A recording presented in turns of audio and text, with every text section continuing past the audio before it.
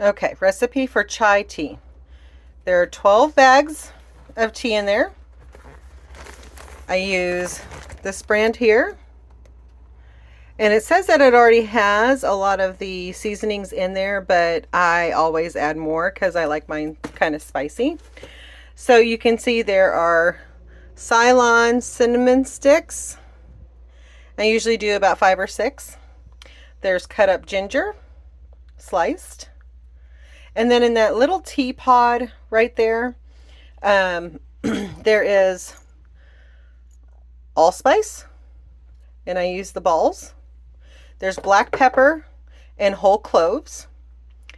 And then I add some powdered ginger. So we're going to do that real quick.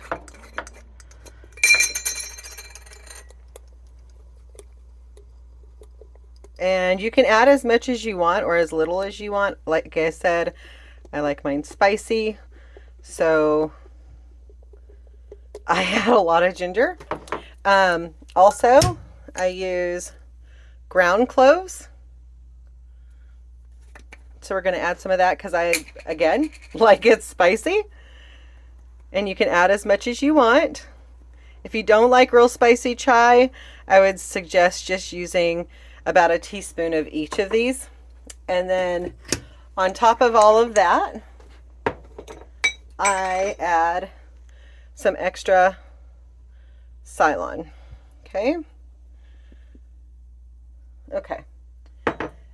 And all of these are going to give you a lot of really good benefits. The Ceylon stuff here, this is different than regular cinnamon, but it helps with metabolism. Cloves help with all sorts of things like blood pressure and stabilizing blood sugars and all that stuff. Ginger is also another really good one for metabolism and blood sugar, blood pressure. So you get all sorts of really good stuff in here. So I'm just going to let this boil, and then after it's done boiling for about 3 minutes, I turn it off and I let it set for at least 10 to 15 minutes. So I'll be back after that. Okay guys, so as you see, my pot is now empty of the tea bags. I have added it to this pitcher here, and I actually rinse the tea bags twice to get the maximum flavor. Also, I wanted to point out that I did forget to tell you to add cardamom. You definitely want cardamom in there. And if you didn't put it in like me, you can put it directly into the pitcher if you want. That's fine. So what you're going to do is you're going to add as much honey as you'd like. So that's to taste however sweet you like. And then all these good bits that are left in here, what I normally do is I take my little pod that has, I'll show you, my cloves, my anise, my black pepper, all that good stuff.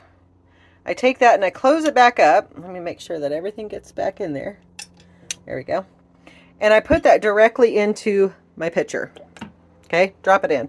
And then all these big chunks, I'm going to take those out as well and add them to the bottom of the pitcher. Now the reason I do this is because you want maximum flavor in your chai tea. And so it's best to take all your little slivers of ginger and Ceylon and all that good stuff and just put it in your pot. Now I use organic honey, raw unfiltered. I've already put some in. And then the last step before we stir is I put creamer in mine. Now you can also add a few other things. If you like vanilla, you can put a couple teaspoons of vanilla extract. You can use hazelnut extract. You can use any kind of caramel extract. Any of those if you want to add those as well. I haven't added anything to mine. I actually like it plain, but a little bit of vanilla is good. So the last thing I'm going to add is some creamer. And I love this because it makes it creamy and just delicious. You can have this hot or cold. So what I use is this California Farms caramel macchiato because I like a little bit of caramel in mine. So we're just going to open up this bad boy. See if I can do all this one-handed. And the rest of this pitcher, I'm just going to dump it. It's a very dark black tea. So that's going to be great going in there. Now you can also use powdered milk. That helps to make it creamy. You can use, if you're on keto or Atkins or low carb type stuff, you can actually use whipping cream and then just add a bit of extract, because that'll give you that flavor. And it's okay that these bits are kind of floating in there. That just means more flavor, guys.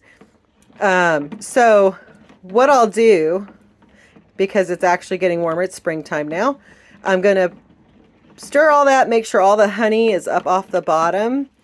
You can see all that swirling down there. That's good.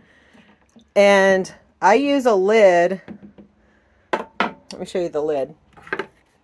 I use this lid so that none of those bits end up in my tea.